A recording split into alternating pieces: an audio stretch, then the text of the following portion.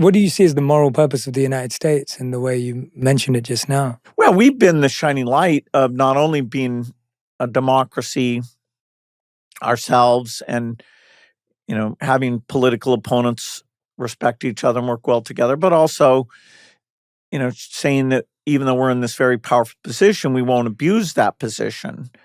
And okay, if we allowed ourselves, to let other people spend too little on some things, there's a balance there. But if you become too much of a bully and you're not keeping democracy, which requires reducing the polarization and bridging some of these divides, that's a little bit scary. Democracy is a fragile concept, and particularly at a time when AI is coming along, and the government will have to play a strong role in saying, okay, these jobs have been lost, but we're more productive overall, and therefore, here's how we help those people. How do we keep AI as a primarily beneficial thing versus a thing that bad people use and it messes up these job markets?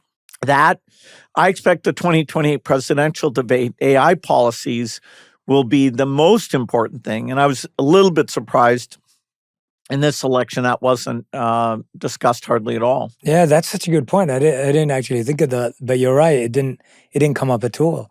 Yeah, that's fascinating.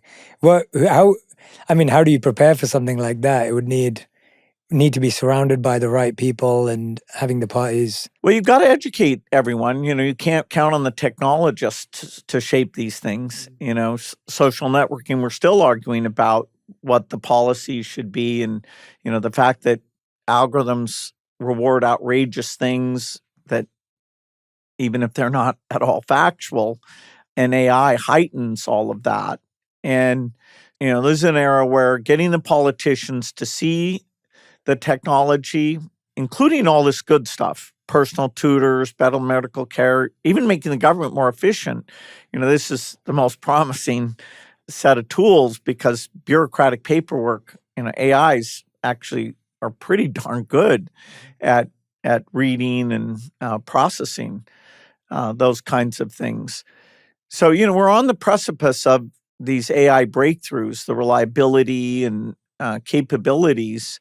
It's kind of an extension of what I worked on as a child, personal computers, then internet, then cell phones, and now AI.